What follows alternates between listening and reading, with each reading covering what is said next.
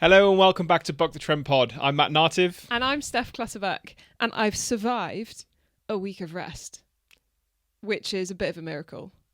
Yeah, and we did say we'd probably wait a bit longer to give an update, but do you want to just kick us off? Where are we at? What's going on? Yeah, so last week we went to see a specialist in London, a respiratory specialist. So when I did the first round of testing, there was a kind of a bit of a red flag with my breathing, which is new because I've grown up in sport. I've never had exercise-induced asthma or any kind of respiratory issue of any type. But this time there was. So I got sent off to London to see Professor James Hull and have some tests done to have a look at how I was breathing and kind of what was going wrong. And we came away from that with kind of two diagnoses. One I'm going to talk about today because it's really fun. Okay, the diagnosis isn't fun, but it's like the outcome is quite fun. And then the other one we're going to talk about a little bit more next week because we're still figuring that out and what it means. And we've got a couple more tests that we need the answers from first. But the first thing is it's something called exercise-induced laryngeal obstruction, which is basically when I'm exercising, and most specifically when I'm kind of intensely exercising, but it does start to happen at lower levels as well, my voice box closes up my throat. So I can't breathe properly, and I'm just not getting the air into my lungs, and therefore my blood isn't getting any oxygen to it when it circulates through the lungs, like at the bottom. And it was crazy doing the test, wasn't it? I had to wear 2 bands. Thankfully, I didn't have to do another stress test because the video of me like wheezing was enough. But I sat down and then stood up, had 2 bands, one kind of underneath my armpits at the top of my rib cage and the other one at the bottom over where my diaphragm was. And I just had to breathe. And it was at rest, obviously, but so you're supposed to breathe 90% in your diaphragm, basically. And I was over 50% in the top of my lungs. So I'm just not breathing. So break that down for us. What does that mean? So that means that when I take a breath in, the primary movement is coming from my rib cage and shoulders, and the air is then being held in the top half of my lungs. Whereas, as I learned last week, your blood, when it pumps from your heart, pumps into the bottom of your lungs. So there isn't enough air there for it to properly oxidize and then get sent off around the body to supply my muscles and my organs with oxygen.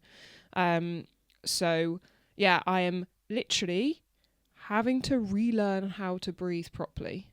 Yeah, and I was pretty mind blown by this because obviously I had a look into how the heart functions and how it works and the different stages through that, and yeah, I never knew that's how the heart worked, to be honest. No, and I always thought I was quite good at breathing. Like, number one, because I do it all the time every day. Number two, didn't really think there was any skill to it. But also I grew up in a hypoxic sport. Like, swimming is all about breath control.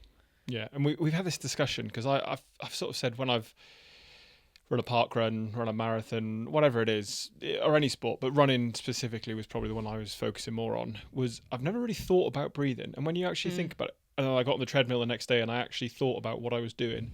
And yeah, it's really, I don't know, interesting to sort of take a little bit of a backward step and think about it a bit more. So yeah, literally this week, every single breath in where I have been awake and conscious, I have thought about, which is quite a lot of thinking. Perfect for my overthinking, because I'm really good at that. So yeah, and I have found it is the ultimate performance hack. Breathing properly makes life so much easier. And obviously, you're not a breathing expert, Steph, clearly. Sorry, well, no. Obviously not. But how are you interpreting it? When you say that, what do you mean? So, I have been focusing solely on breathing through my diaphragm, or breathing into my diaphragm, and as much as possible, breathing through my nose rather than my mouth. which like I knew that the science said that breathing through your nose was better. I just really didn't want to believe it was that much better, because I just wanted it to be a fad that existed on social media, and that like it was a fad that wasn't actually backed by scientific fact. However, based on my personal experience, it is so much better. It does take thought, especially in exercise. And my work is continuing with a respiratory physiotherapist as I like take this from learning how to do it lying on the floor to then sitting, standing, moving. But I'm practicing as much as I can at like easy exercise, which is all I'm allowed to do at the moment anyway. So yeah, every breath in, I'm basically just thinking about sticking my stomach out, because that's a cue that works for me to like get my diaphragm moving. And they think what happened is I got COVID and it went after my nervous system, and then the breathing center in my brain just kind of rewired itself to think that the correct thing to do was to breathe up rather than breathe down. So I take big breaths. My breathing rate is really good. It's quite slow, but they're very like shallow. So they're big shallow breaths rather than big deep breaths. If you take shallow as like towards the surface and deep as in underneath it. So yeah, I've just been learning how to breathe into my stomach. So you're going to become Steph Wim Hof. I am. And I have to say, I've swum twice in the last week. And it's completely changed how I swim. I feel unstoppable, like so fast. And it's so easy. And I can't believe that I've not been doing this since I'm pretty sure this is how I used to breathe when I was swimming, because as soon as I brought the cue back in, I got back into a rhythm and a habit that I have not done for years. But my brain was very comfortable doing it. So I presume it's how I used to swim back when I was doing it all of the time. But it's just so easy. Yeah, and I think it will be really good to see once you're, I don't know, back into full training and fatigued, that it's not just the placebo of fresh legs, you're swimming, fresh body. Fresh body, yeah. Because at the moment, your training load is extremely low compared to what it would usually be. So there could be quite a bit of that within that currently. Yeah, but like swimming is, if you spend time out of the water, you usually feel worse because you lose water feel. It's one of the few that actually doing less of it doesn't often help you feel better. Yeah, no, I completely agree with that. Whereas I haven't felt, actually I've just been swimming better than I have done for the last couple of months. Yeah, and that is good news, and like I say, steps in the right direction and some cues to actually work on whilst we get to the bottom of this as well.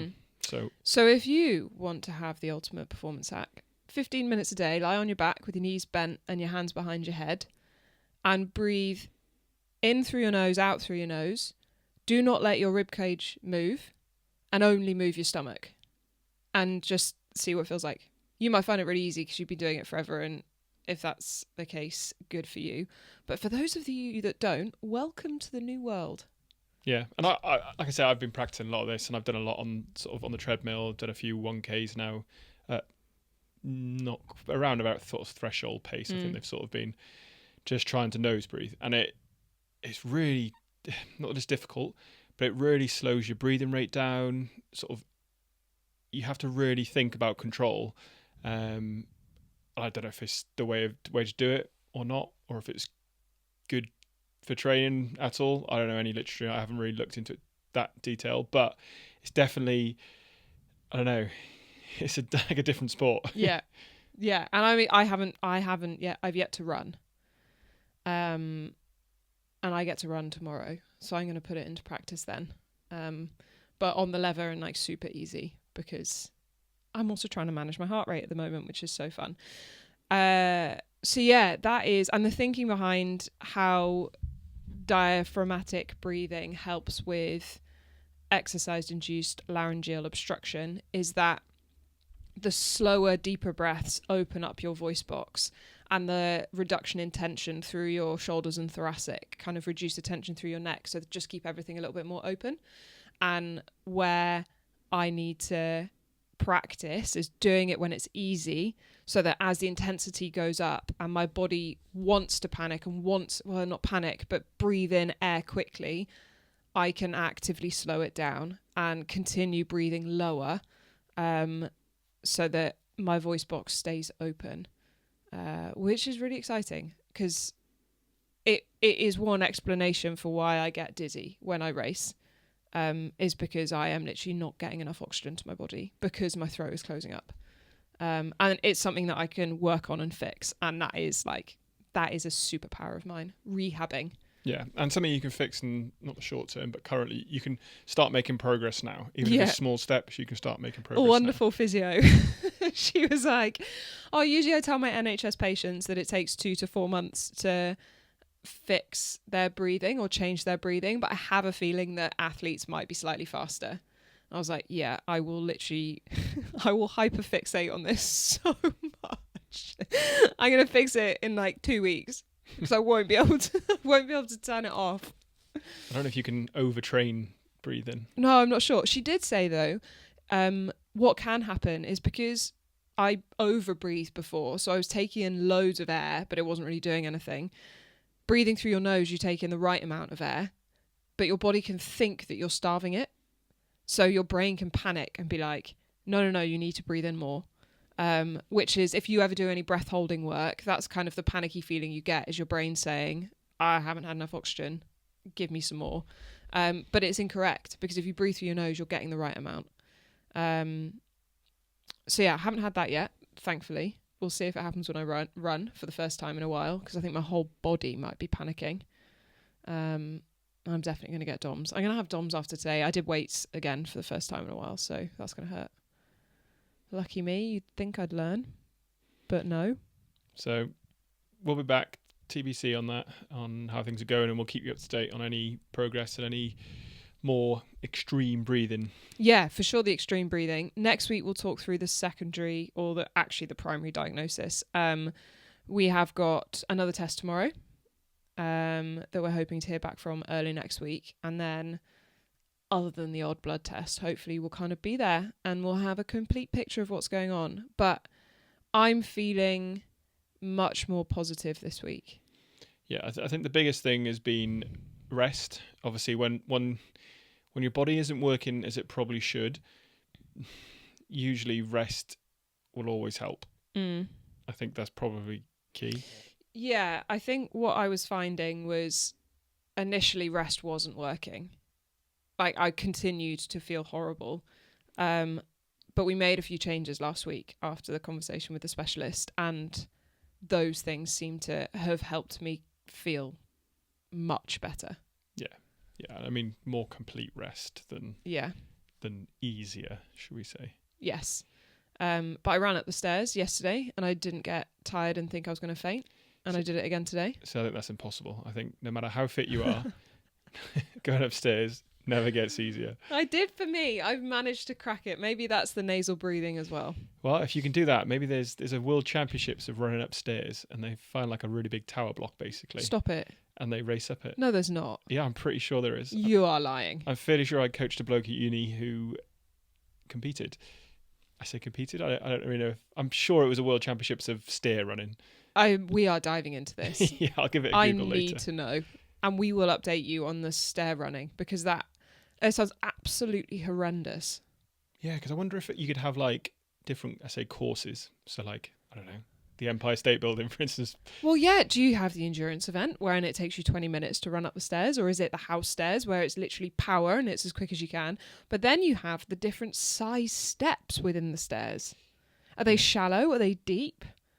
So would that be like short course and long course? Yeah. And then are they twisty? Open water versus pool swimming? Twisty? Like the circular stairs? Or is it straight? Oh, I'd imagine they'd be like big monolithic sort of concrete structures, so they'd be sort of rectangular or square. Yeah, but it might not be like straight up the stairs for as long as you could see, but equally it could be straight up the stairs for as long as you could see. That's so exciting. There's so many possibilities. But yeah, also horrible. Horrendous. A lactate buildup would be so vile at the top. Probably no windows. It'd probably be fairly just warm. Yeah. Muggy. And if you were like the last to go and you'd had everyone else's like sweaty breath. Yeah, I don't know if it's like, surely it's not a free for all from the bottom. It's like a time trial more than I anything. presume not, because otherwise you're going to have people falling and like literally pushing each other down the stairs. Dangerous. But I think I'd rather run up than run down. Yes, I think so. Running down, I've never run down a set of stairs before. Me either. Matt's looking very confused. Can you hear the fly?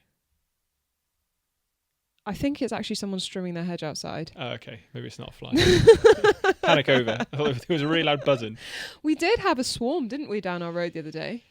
Yep. That was weird. I thought it was... So we live quite close to a motor track. And I thought, oh, they're having like... you know, they haven't had any cars on all day. Maybe they've got some cars on the track.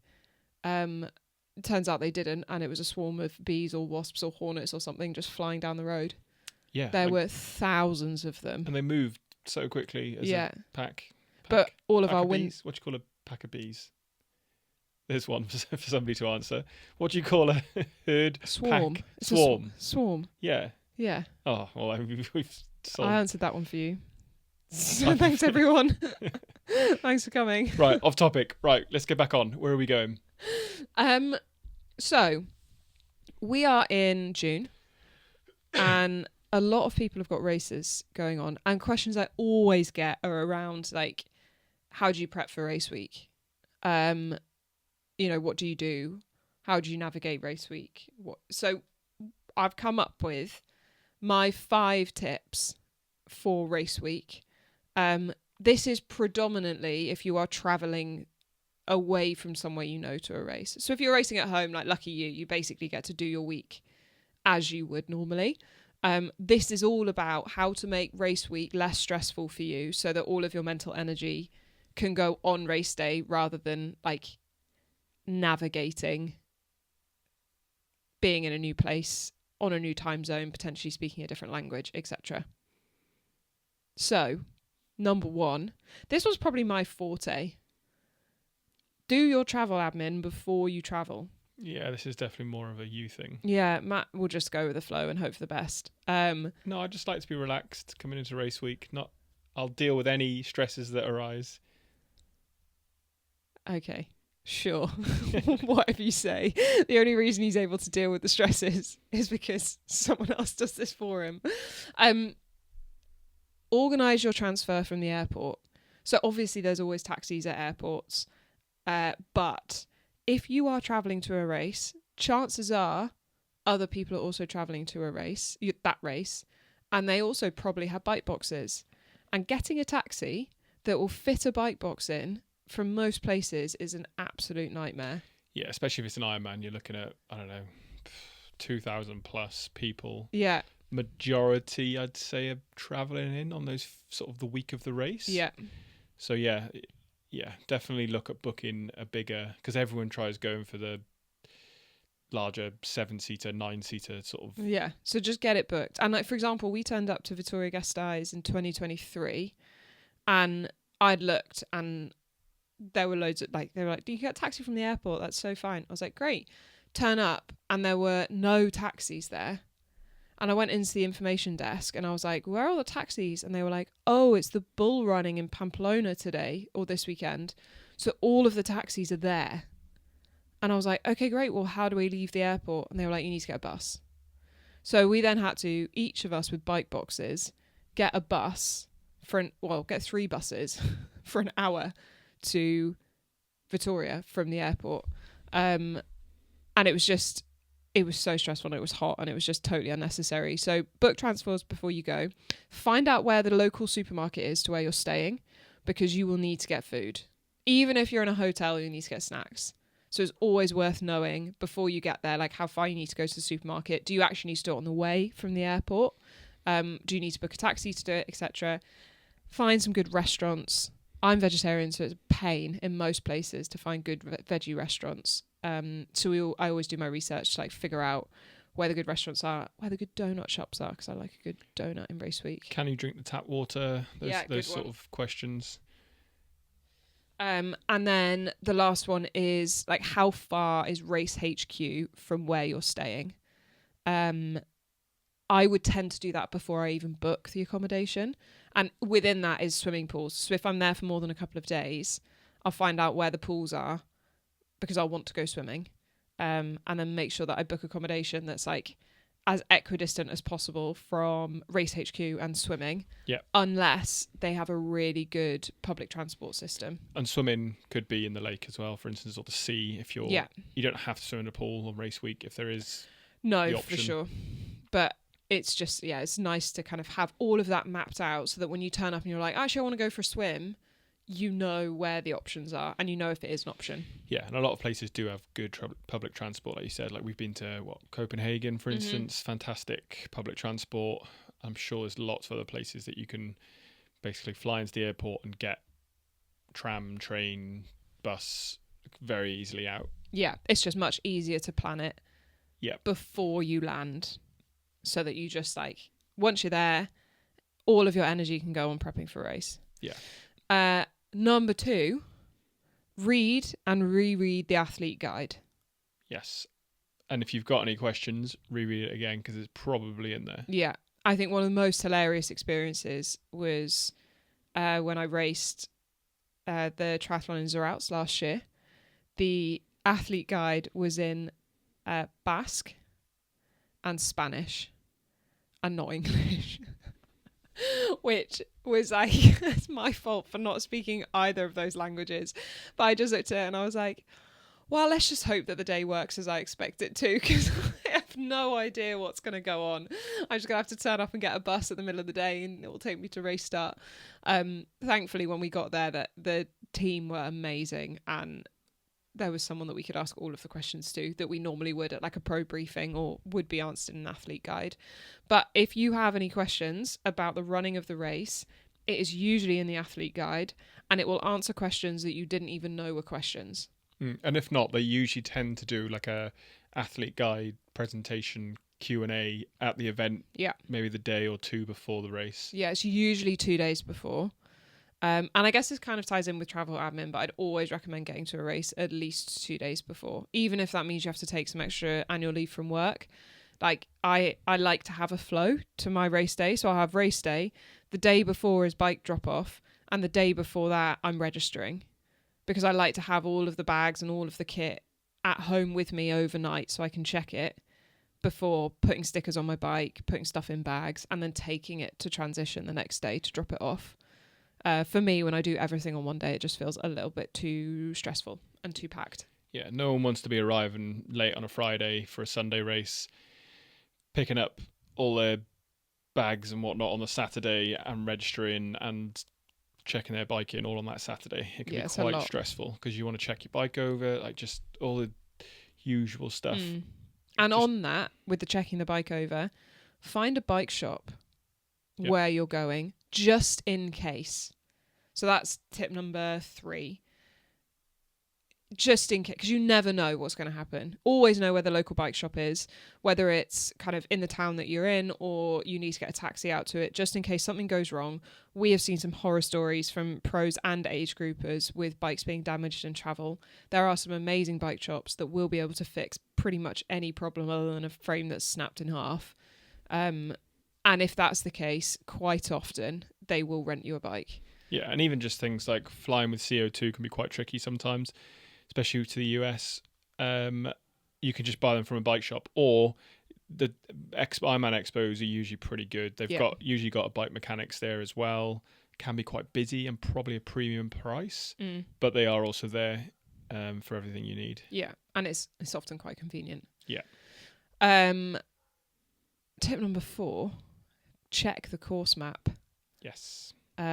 Obviously, it's a swim bike run of the distances that you signed up for, but there might be some nuances. Yeah, let's just go across quickly all 3 disciplines. So the swim, you're looking at, obviously, if it's, firstly, how many loops it is. Yeah. So if it's a 1 looper, absolutely fine, very simple.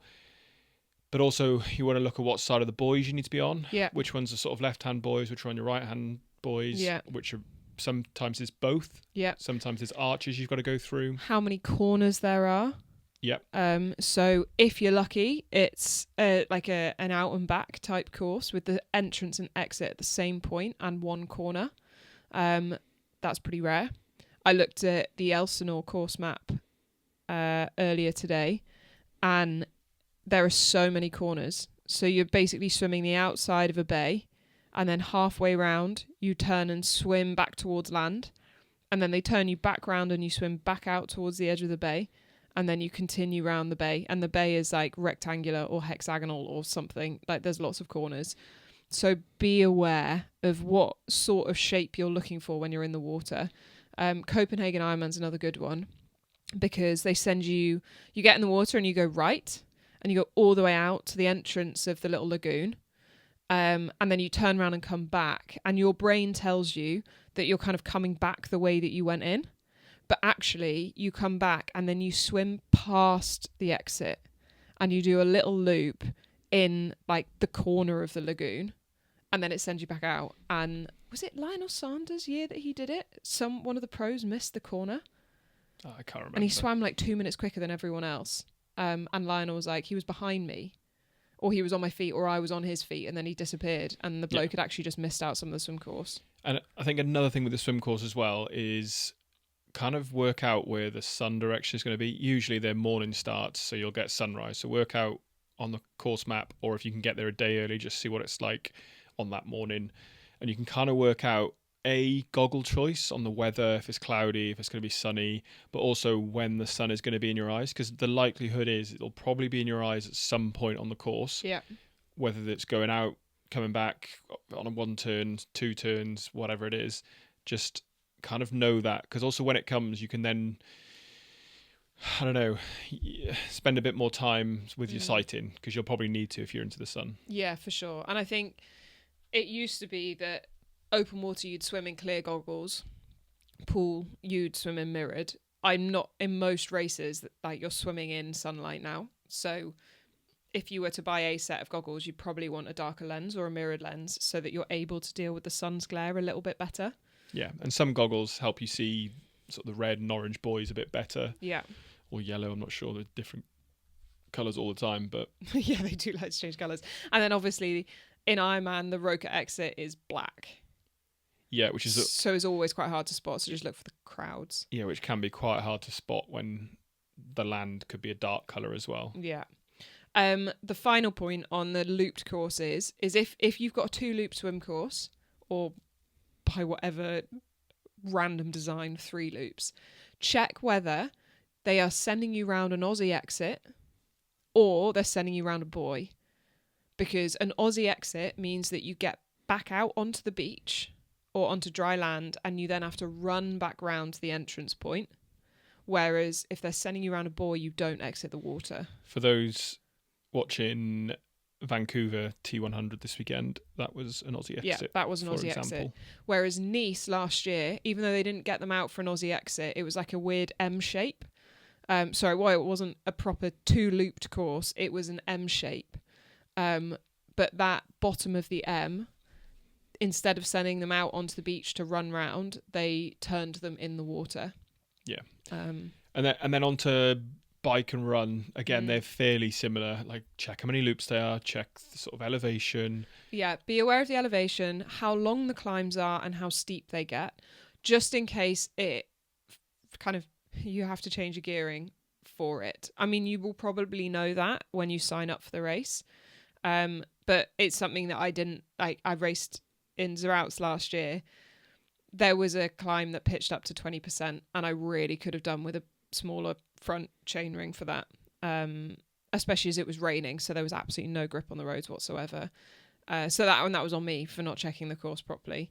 So yeah, I think just check and be confident that the equipment that you've got, you can use it and you can ride it in the conditions that are going to be there. Also, write down somewhere, whether it's on your hand or on a piece of paper before, so you can memorize it, where the aid stations are. Yeah, I think that's a key one, isn't it? Mm. But also, how the aid station, and this goes back to the athlete guide, because the athlete guide should tell you this, is what is where on the aid station, because usually is it water first? Yeah, water, electrolyte, then kind of foodstuffs, and then electrolyte water. So kind of work out what you want from those aid stations. Likelihood it'll be fluids of sort.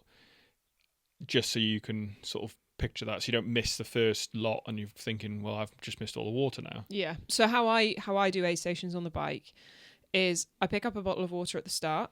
So this is if I have a spare bottle cage. So this for an Ironman will be after 2 hours into the race. I will pick up water at the start. I will empty it all over my face and I will drink a little bit and I will then discard it because that's cold water that I'm using to cool myself down.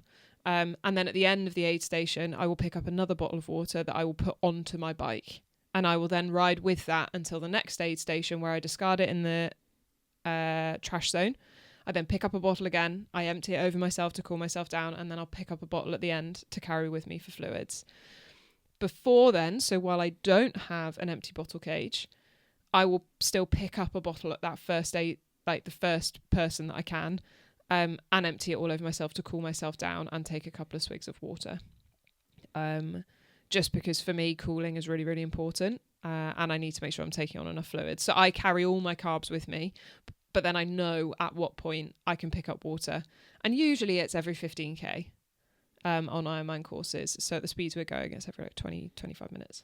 And one thing that is also probably good to note, and hopefully you'll never need it, I can speak and say that I've actually never had to use it, but it's the penalty tent. I have had to use it. So So find out, there's usually two.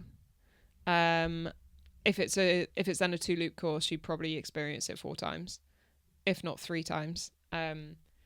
Usually there's one out on course and one back in transition. So yeah, just like, no, because that's the most annoying way to get disqualified is if you make a mistake and then you don't serve your penalty. So just serve the penalty. Remember where they are. Yeah. Firstly, don't get a penalty. Secondly, if you do, serve your Don't penalty. Run course. Yeah. Last bit of the bike course. This is kind of a check that you need to do when you're there rather than like on the course map. But know exactly where the mount and dismount line is. Yeah. Because it's really annoying. I've done it before where the mount line was, I thought, like where I thought it wasn't. And I then had to keep riding, but my feet were out. Yeah, and a perfect way to go about this is to walk transition when you drop your bike off. Yeah. And if it's not there on the day before when you rack your bike, get there a bit earlier in the morning and just have a look. Yeah, or ask a volunteer because they usually know. Or maybe not a volunteer, someone that's got a microphone, like a mic, like a earpiece. But what I quite like to do is, yeah, like I said, when I drop my bike off, is then just walk it because obviously then I can work out where exit is, where sort of the entrance is, where the exit is, where the dismount lines are, where I pick up my bags, where I'll drop off my bike, and just sort of get a lay of the land with that. Yeah. And how do you think people can use the course map to create a race plan on the bike, say? Yeah. Because like, let's take Vittoria because we both raced it. Mm-hmm. Vittoria is a rolling course. 2.5 loops. 2.5 loops. So you do, I think it's a 70k loop twice and then a 40k loop. Mm-hmm. That's like half a loop, but it's like a little one. How would you use that to plan your race? Well, I think it helps sort of structure it and break it up a little bit in terms of you can split it into 2.5 sections there, really. You can split it into more if you need to, but the way I personally did it when I did it was I did the first loop to sort of get into a bit of a rhythm. Second one then starts to get a little bit harder where you're having to sort of concentrate a bit more, fluids, fuel, and then obviously that last 40k, the half a loop, is more I want to be off the bike now. Yeah. Well, for me it personally was, and a lot of dodging around of the back end of the age group field, I guess it was. Yeah.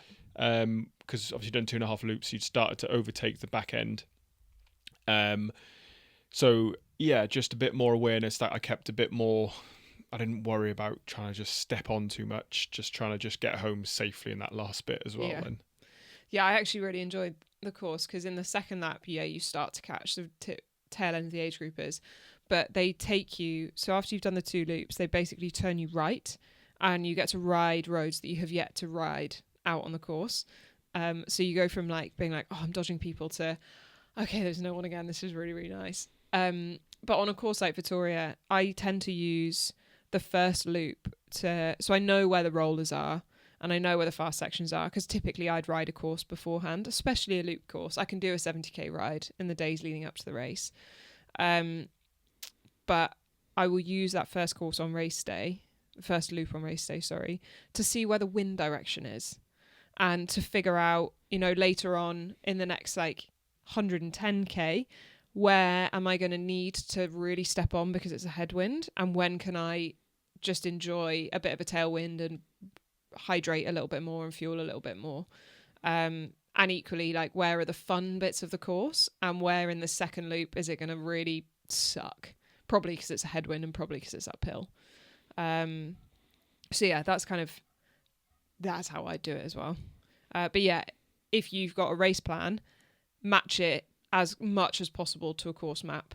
And know how much harder you're going to let yourself try on the hills. Know how much easier you want to take the downhills. But you got to do a race plan in kind of partnership with a course map. Yeah. And then anything extra for the run? Know where the aid stations are. Again, if it's looped, in that first loop, figure out where the crowds are and where it's quiet. Because especially in an Ironman, on loop 3, where it's quiet, it will feel like they last for an hour, even if it's only a kilometre. See, I quite enjoy the quiet sections. Do you? Yeah, I like to just zone out and just get my rhythm. When everyone's shouting, I get too excited and try too hard. I just find I think when I'm feeling good, I don't care either way. But when I'm hurting and it goes quiet, it just feels relentless. So I need to know. And usually I'd save some food for that bit. So I'll know that I want to take a gel on when it's quiet because it gives me something else to think about. But yeah, I think on the run you can use the course map to plan your fueling as well. Yeah.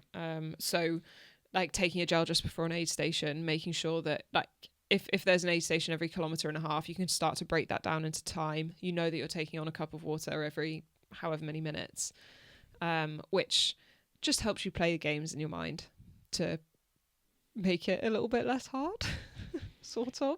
So there are your tips for a stress-free race week. Yeah. Oh no, there's one more. Oh, we've got one more. Yeah. And this is one that I have to do, and it's write a checklist or a to-do list for every day. So every morning of race week, I wake up, and I'll have my Monday checklist.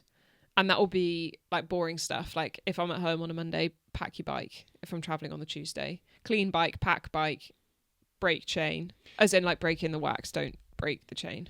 Yeah, this is quite a useful one actually, because it really, especially when you're in taper and you're bored because you're not training for 4 hours a day or whatever, you can fill your time and sort of complete things on your list. Yeah, and it means that you feel in control of what's going on. Yeah. So by the time you get to race day, I've done everything because I've got proof that I've done it because I've ticked it off my list. And obviously you add to it and you can take stuff off. And depending on the day that you travel will depend on kind of what's on the list and what and when. But yeah, I have a list every day. And on my list is the fuel that I'm taking in on race day so that I know the bottles that I'm putting it into the day before the race so that every time I do a race, I don't need to redo the maths. Yeah. It's all just kind of there. And I love ticking stuff off a checklist. It just makes me feel really, I don't know, adult, put together, in control of my life. Yeah, and the one thing I think for the race as well, is to work back from your start time to when you need to wake up and what you need to get in for those few hours before. Yeah, and when you need to leave to get to transition and how long the walk is from transition to race start. That's another one, because it might be that you think an hour is fine because an hour is fine in the last race, but it's a 10-minute walk to transition and all of a sudden an hour is not fine.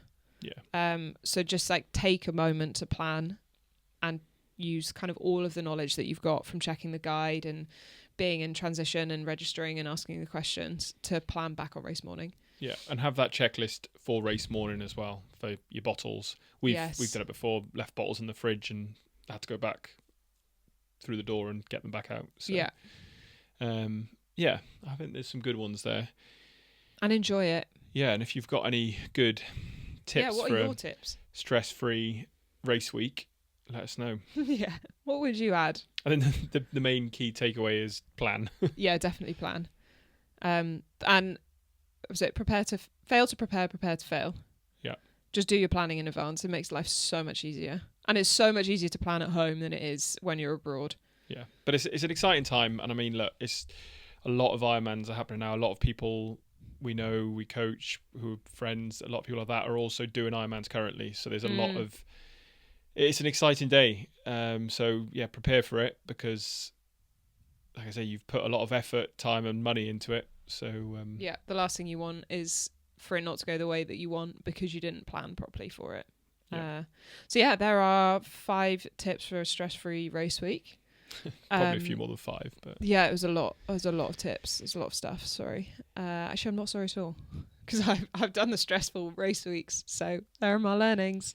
Well, before we go on to our What the Buck moment of the week, we briefly mentioned T100 Vancouver the other day, and for anyone who watched the coverage, oh gosh, I'm going to talk about it because I'm terrified of these animals. But did you see the orcas? Yes. On course, the killer whales. And I thought the cameraman was just doing a really bad job because for a while it was just like the sea and there was nothing there.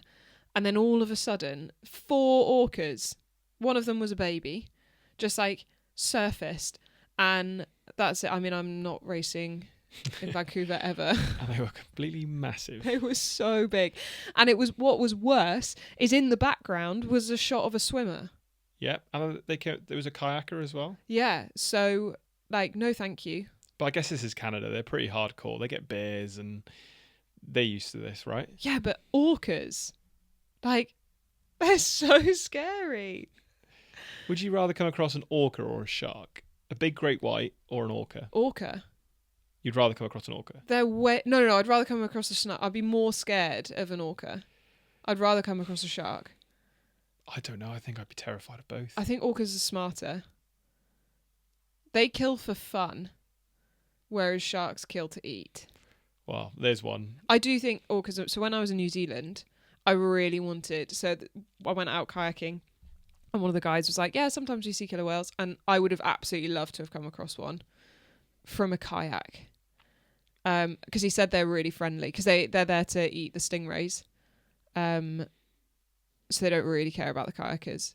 But I don't know, maybe I've grown up a little bit in the last, 8 years, but it was so terrifying. There's one then. Team Stingray or Team Shark? No. Team Orca. I'll take the Stingray. Team Orca or Team Shark? Yeah.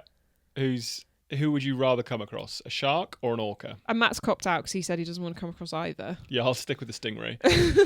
Or the fish. Oh, the fish, yeah. I'll take the goldfish, thank you. I'll stick with Nemo over here. Okay, what the buck? We've got 3. Yes. One was biased. Yeah, so it was a big weekend for us. Bath won. Bath Rugby won. So we live near Bath in England, and Bath won the Premiership title. And it's like, I've never really got into football. Rugby has always been our thing, and I've lived in Bath for all of the life that I can remember, and it's always been home. And my parents have been Bath Rugby supporters for however long, and we've had some wonderful highs. We've had some utterly horrendous lows where it was just the Bath was just appalling, and it was just so hard to support them. And then they won, and they fought back, and it was just such a wonderful match to watch. And yeah, so it was very, very exciting. God and Bath, we love you.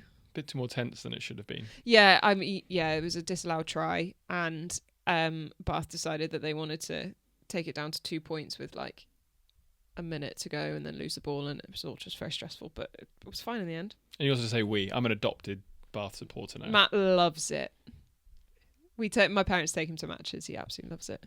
So that was number 1. Number 2, go on. So this is as a result of the US Open this week, golf. For those that do not support golf or do not watch golf, welcome. I don't really either. My parents love golf, so I am finding the joy in golf. I'm really starting to appreciate it. US Open was on a ridiculously hard course, so usually you get people winning in minus 14, so 14 shots under par. This guy won. I think he was 1 shot under par across the two two 18 holes that they played. I think it was two 18 holes. Anyway, that's not what's impressive. It's a hard course. Everyone's shooting on a hard course. Like, big deal, fine. JJ Spawn was 4 years ago, lost his LTA Golf Tour card because he was ranked out of the top 500. So I think he was top 100. Then he dropped so low and lost his ranking, like basically lost privileges, and was facing retirement because he couldn't afford to keep playing. He was diagnosed with diabetes and has fought back relentlessly and has now won the US Open. And he spoke a lot about remaining present, and all he needed to do and all he practices doing is staying there and being there. You can't win if you don't stay there. So if he was standing on the green and he had a putt, just stay there, stay in the moment and execute. And if it didn't go right, just stay there and do it again. But if it did go right, excellent, you were there. And then he said another thing that he worked on with his coach was, if you want to take a shot, just take it, because you'd much rather go down swinging than never having tried.